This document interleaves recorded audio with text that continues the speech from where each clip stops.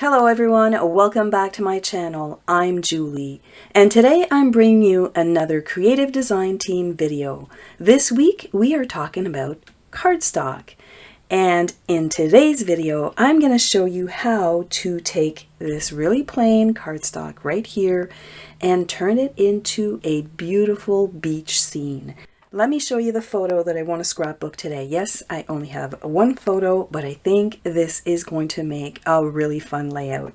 Now, I'm going to use this really plain cardstock right here. You can see that I've selected colors that are from my photo, and the really fun part about the Close to My Heart cardstock is it's double-sided. So I've got the light tones here, and then when I turn it around I've got these really beautiful darker shades. So let me clear off my desk right here and we're gonna jump right into it. I'm gonna show you how to bring texture and change up plain old cardstock to create a beautiful beach scene. I've gone ahead here and I've cut all of my cardstock and I've laid it down, and you could stop right here. You could do a flat layout. It looks a little retro to me, but I know I want to bring in some texture to my cardstock, and I'm going to use some very simple tools to do that.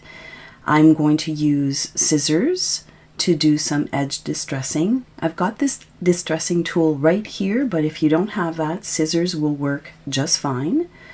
I also have a sanding block here because the Close to My Heart cardstock has a white core, so I'll be able to expose that by sanding some of the top coat off. I've got an oil spray bottle here that I got at the dollar store for $4. Don't know what's up with that, but anyways, I like it because it gives a really nice even mist when I spray on anything.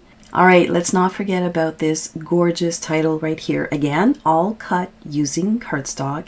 It was cut in my Cricut, and I did use that gorgeous font that Jema introduced us to. It is called Autumn in November.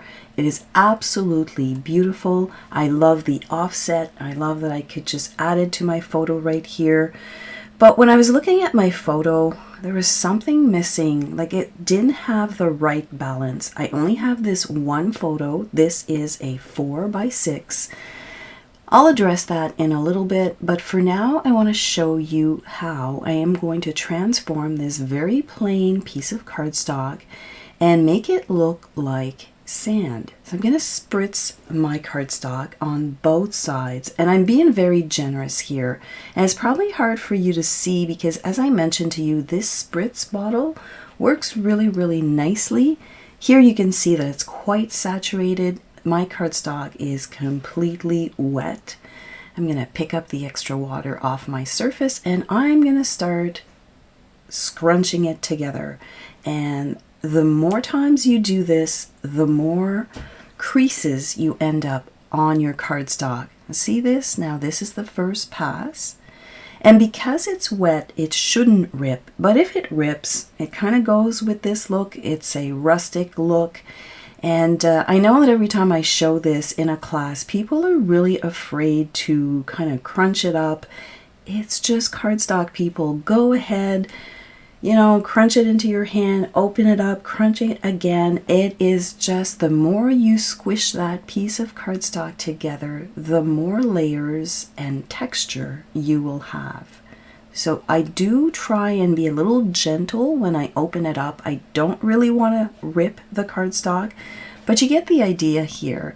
It is very texturized. So I am going to flatten that out and I'm going to let it dry. I'm going to set it aside, and then we're going to work with my waves right here. So I have 2 Seabrook, 2 Glacier, 2 Harbor, and all of these colors were pulled from my photo, and you can see from the waves and the tones in the cardstock. So I'm going to go ahead and I'm going to rip these pieces, and because they are narrow, sometimes it's a little bit hard to keep a straight rip. So if you want a more controlled rip, again, just add water. So here I'm pulling out my water brush and I'm going to add right on the edge right here, I'm going to add a little bit of water. So I'm just saturating that edge with water, And what happens when you do that is that when you rip, the rip is going to follow the wet edge.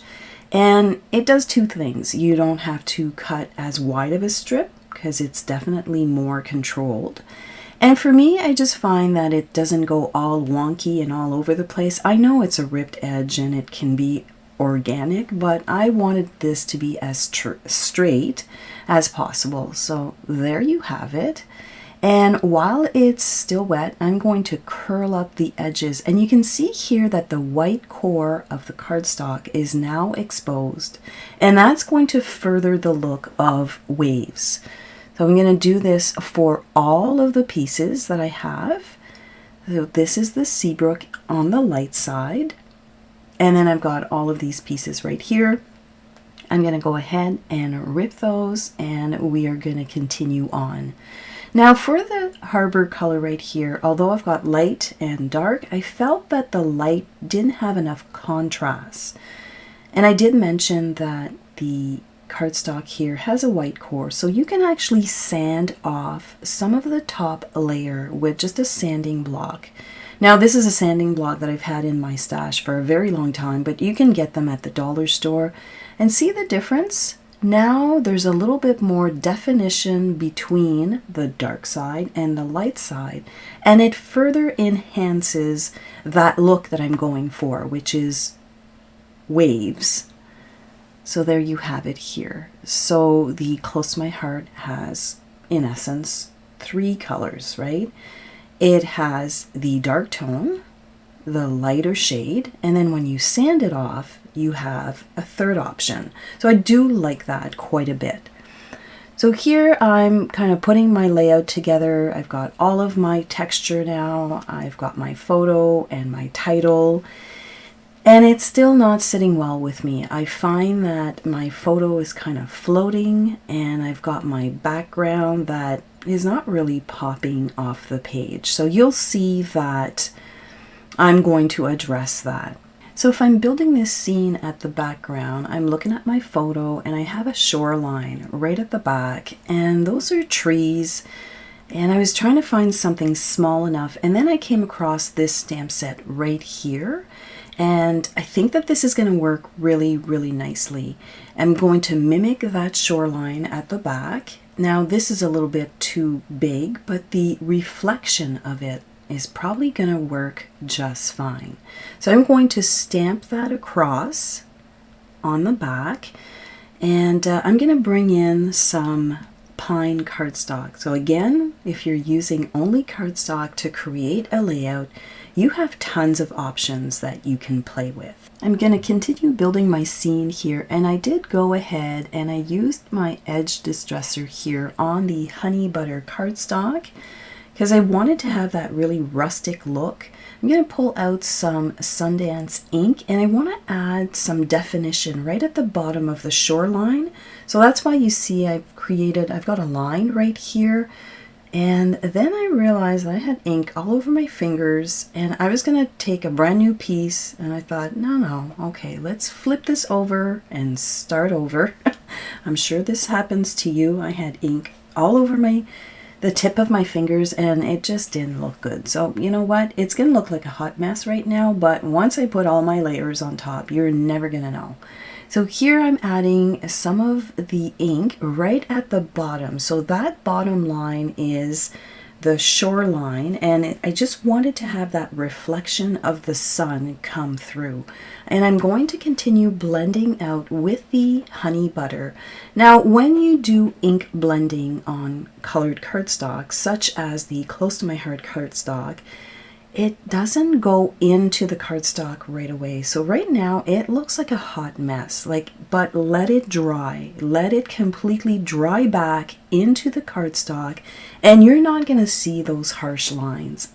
Let's take a look at my layout right now. I am often asked, how long does it take you to create a layout? Sometimes they come together really, really nicely, and other times you kind of have to walk away from it, come back the next morning with fresh eyes, and kind of look at what is not sitting well with you. What wasn't sitting well with me on this layout was the size of the photo and the fact that it was floating on the page. I needed to have a bigger photo to ground everything on this layout. The other thing is the background, originally toffee. I find now that by adding Harbor, everything pops off of the page. Now this layout, or sorry, this title, great title, love the font, but again, when I stamped a few of those elements that I have on my page, I found that the script font didn't really go. Now fonts are very personal, so I spend tons of time looking for different fonts, and I don't know if that's something you do as well.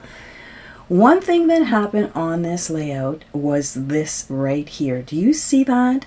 By increasing my photo to a 5x7, my shoreline from my photo now matches the shoreline of my background. And I thought that was really, really cool.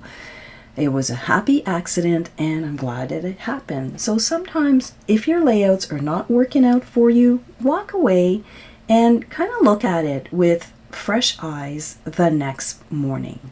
So let's start adhering everything down. I'm going to start right here at the bottom with my sand piece.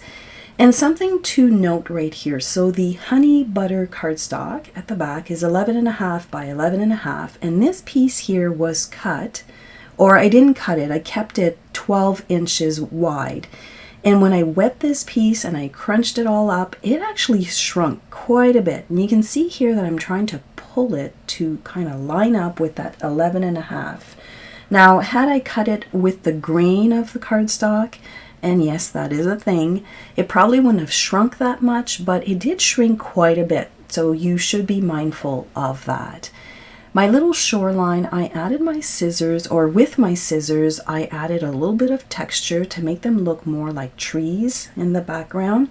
And now I need to make sure that that matches my photo, because I really like the way it just blends in from the back to the photo, and that again was a happy accident. So here I'm using my scissors.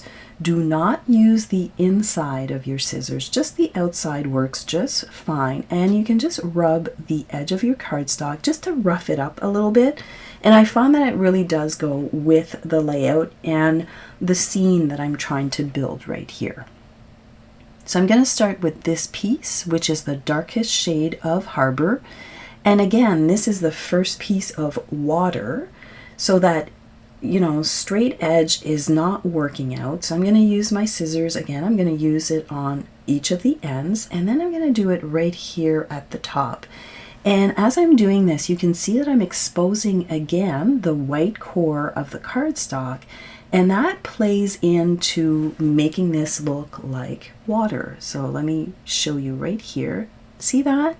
Just gives that little detail, but now it looks, or it translates more into a shoreline with a little bit of water. So I'm going to curl this up tiny little bit, and then I'm going to start adding all of my layers to my cardstock, or to my background, my honey butter background right here. So I'm going to sneak that right underneath. And through the magic of video, here we have all of the pieces of cardstock, and they've all been snucked underneath and curled up ever so lightly.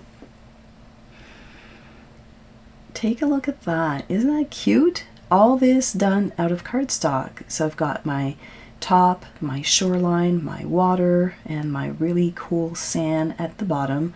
This is working out really, really nicely. So we're going to add the photo right here. I have to make sure that this lines up now with my shoreline. And I will add a little bit of fun foam at the top just to kind of balance it out, because I did curl some of the edges where the water line is going. My photo is not sitting exactly flush with the base. I'm going to add my little title right here at the bottom. And I'm just going to start embellishing my layout. All of the embellishments that I'm adding to the page right here have all been stamped. And here I've got a couple of tags, and I did use the background elements stamp, and I added that kind of strié look to the tags right here. I think that it looks really, really good. And then all of these next little pieces were used from the Beach Party Scrapbooking stamp set.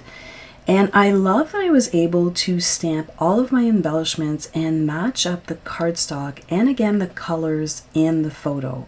So I did use some 3D tape here just to pop up some of the embellishments. I'm going to add my little flip-flops right here underneath. I added some wooden embellishments to this layout. I felt that it went with the beach theme. And here I'm adding a few gold glitter gems, and this is the best part because I know that at this part of the process I am almost done. So I hope that you've learned something new here today, or you will revisit some of these techniques, because this is all cardstock. And by adding texture, by sanding the cardstock, it just changes the look completely. I love that I was able to pull all of the colors from my photos and the shoreline matching up with the background. Happy accident, but it looks really, really good. Again, I hope that you've learned something new, and you can definitely change plain old cardstock and turn it into sand, as you can see here, or maybe a few waves, and add a little bit of color. As you can see here, cardstock can be transformed into pretty much anything you want to do with it. I hope you've learned something new here today, and if you did, don't forget to give this video a big thumbs up. If you would like to see all of the Creative Design Team's artwork, click on the playlist right here on the right hand side. Have yourself a fantastic day. I'll see you next time.